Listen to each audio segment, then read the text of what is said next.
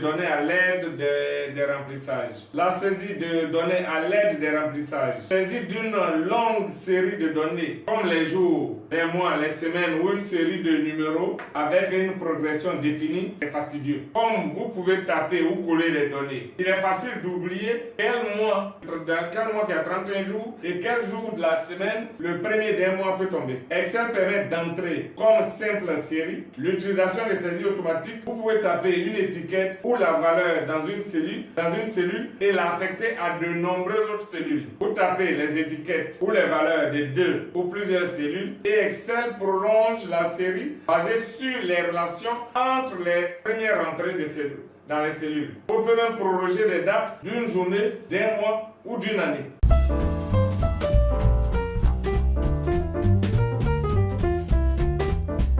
Saisie de données à l'aide des remplissages. Comme nous venons de le voir, Excel nous permet de remplir des valeurs en fonction des premières valeurs que nous avons tapées. Par exemple, si je saisis 1er janvier 2016, j'ai une date. Je peux l'incrémenter, c'est-à-dire remplir automatiquement les autres cellules en prenant la poignée des recopies. La poignée des recopies, c'est ce petit carré qui se trouve en bas à droite de la cellule qui contient la première valeur. Quand je suis dessus, mon curseur prend la forme d'une petite croix noire. Cette croix n'est pas fléchée. Je maintiens la souris. Quand je glisse, j'ai les valeurs. Une fois que j'ai fini d'incrémenter, j'ai le bouton d'option. Je peux aller là et choisir incrémenter année. Là, j'ai 1er janvier 2016, 2018, 2017, 2018, 2019, ainsi de suite. Ou je peux lui dire incrémenter les mois. Là, j'ai le 1er janvier, 1er février, ainsi de suite. Et si je prends le format date longue pour avoir les jours qui s'affichent, je peux aussi demander à incrémenter. J'ai le 1er janvier, quand j'incrémente, dans les options, je peux demander aussi d'incrémenter les mois.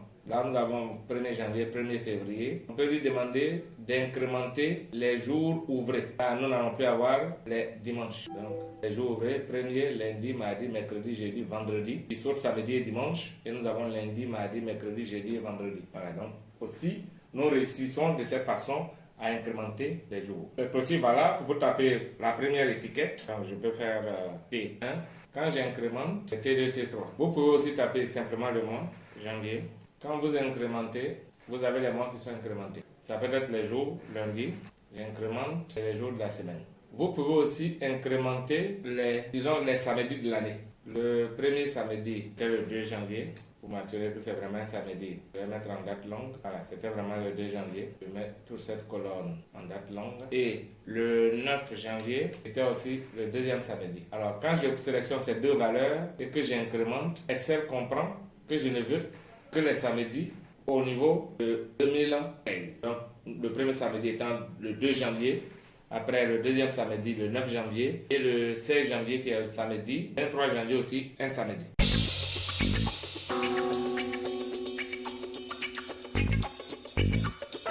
Utilisez le remplissage automatique pour entrer une série de valeurs. Vous tapez la première étiquette ou la valeur pour votre liste. Vous tapez la deuxième étiquette ou de la valeur pour votre liste. Vous sélectionnez les deux cellules. Vous faites glisser la poignée de recopie pour la cellule contenant jusqu'à la cellule contenant la dernière étiquette ou la dernière valeur de la série.